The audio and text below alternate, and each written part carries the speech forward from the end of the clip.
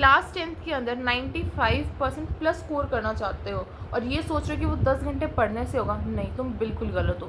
अगर तुम्हें अच्छा स्कोर करना है तो वो होगा स्मार्ट स्टडी और राइट स्ट्रैटेजी को यूज़ करके। तो आज की वीडियो में तुम्हें एग्जैक्टली बताऊंगी कि मैंने 95.6% अपनी क्लास 10th में कैसे स्कोर किया था और तुम कैसे अपनी क्लास 10th जर्नी को सही वे में स्टार्ट कर सकते हो। अगर तुम अभी क्लास 10th स्टार्ट कर रहे हो और बोर्ड्स को लेकर बहुत कंफ्यूज हो तो ये वीडियो तुम्हारे लिए क्लियर रोड मैप है।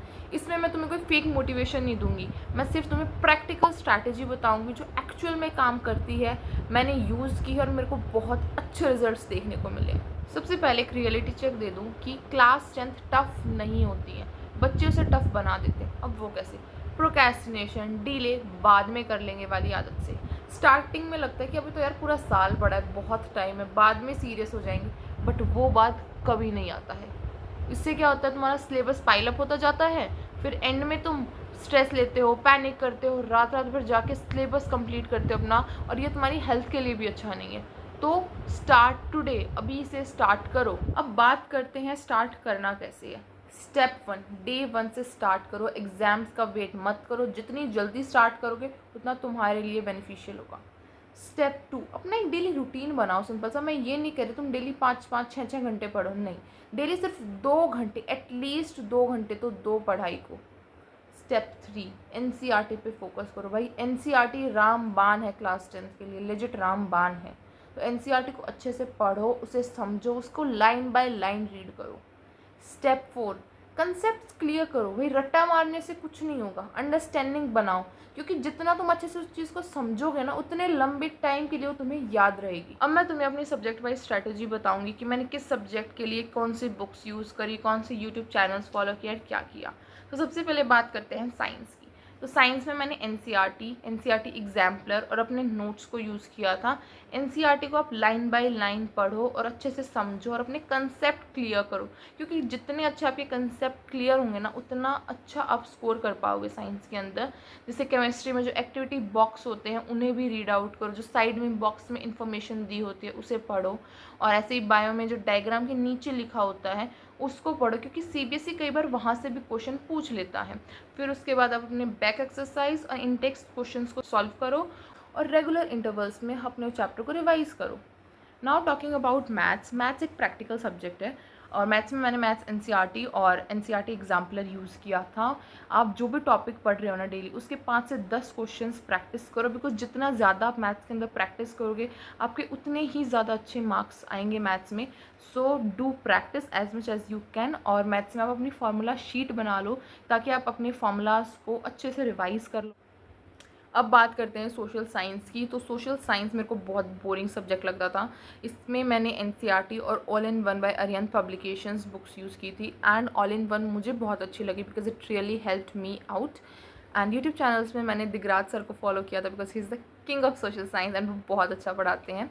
और मैंने एक और यूट्यूब चैनल देखा, वो की था सनलाइक स्टडी, एंड भाई साहब उसने मुझे हिस्ट्री में इतनी हेल्प करी है क्योंकि उनकी वीडियो ज़्यादा लंबी नहीं होती हैं। तो मैं क्या करती थी, मैं तो अल्टरनेट डेज पे या डेली, जैसे चैप्टर 1 है हिस्ट्री का, नेशनलिज्म इन यूरोप, उसकी मैं डेली जस्ट वीडियो देखती थी, जस्ट सुनती थी। एंड लेजिट भाई 1 हफ्ते के बाद आप वो वीडियो देख रहे हो, वो कहेंगे ना, अब आपको अपने आप कहोगे अब ये आएगा, अब ये हुआ था।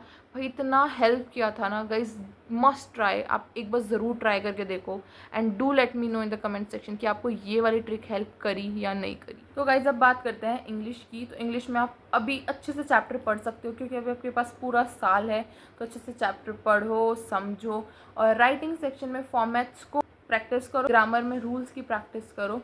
लिटरेचर सेक्शन में चीज़ जो मेरे को बहुत ज़्यादा हेल्प करी थी वो थी improving my vocab. Through out the year अपनी वोकैब पे ध्यान दो। जितनी अच्छी आपकी वोकैब होगी ना, जब आप पेपर में अपना आंसर लिख रहे होगे उसमें आप अगर ज़्यादा अच्छी वोकैब यूज़ कर रहे हो तो टीचर के ऊपर अच्छा इंप्रेशन जाएगा, जिससे आपके मार्क्स अच्छे आएंगे। अभी अपनी इंग्लिश में वोकैब अच्छे से इम्प्रूव करो, और जो चैप्टर के बाद बैक एक्सरसाइज क्वेश्चंस होते हैं उन्हें खुद से लिखो, मतलब जब आप उसे प्रैक्टिस करोगे ना आंसर राइटिंग की, उस टाइम आप सोचोगे कि इस वर्ड की जगह मैं क्या अदर वर्ड यूज़ कर सकता हूँ, क्या यहाँ पे ज़्यादा अच्छा सूट होगा। एंड गाइज हिंदी में मैंने सेम स्ट्रैटेजी ही फॉलो की थी जो मैंने इंग्लिश में करी, और इसमें ग्रामर के लिए मैंने हिंदी अध्यापक को देखा था, और चैप्टर्स पोएम्स की समरीज़ के लिए मैंने एजुकेशनल भैया को फॉलो किया था। तो जो आपका एडिशनल सब्जेक्ट होता है, कुछ के पास कंप्यूटर एप्लीकेशंस होता है, कुछ के पास आईटी होता है, बहुत सारे बच्चे सब्जेक्ट को इग्नोर कर देते हैं कि एग्ज़ाम के टाइम पे पढ़ लेंगे।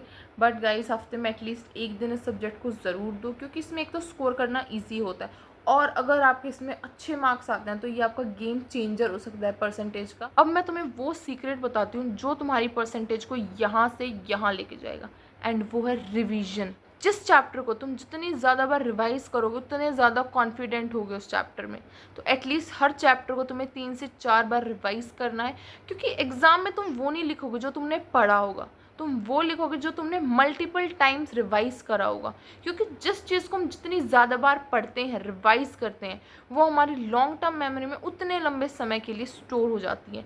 तो make sure you are doing revision properly and on time. Please make sure कि जब भी आप रिवाइज कर रहे हो तो आप PYQ सॉल्व कर रहे हो, क्योंकि CBSE की आदत है वो क्वेश्चंस को रिपीट करता है। अब मैं तुम्हें लास्ट 3 मंथ स्ट्रैटेजी बताऊंगी। जो तुम्हारा सिलेबस बचा होगा उसको कंप्लीट करना है तुम्हें।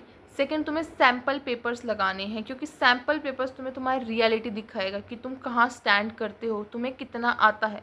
सिर्फ पढ़ने से नहीं होगा, तुम्हें खुद को टेस्ट भी करना होगा।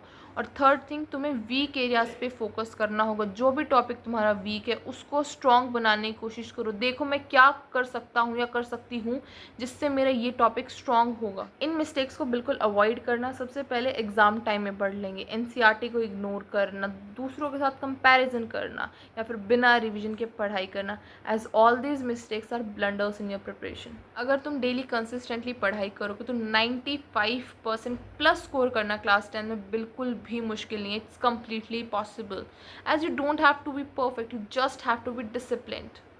अगर आपको ये वीडियो हेल्पफुल लगी हो तो make sure you hit that like button and subscribe the channel for more such upcoming videos. All the best guys for your class 10 journey.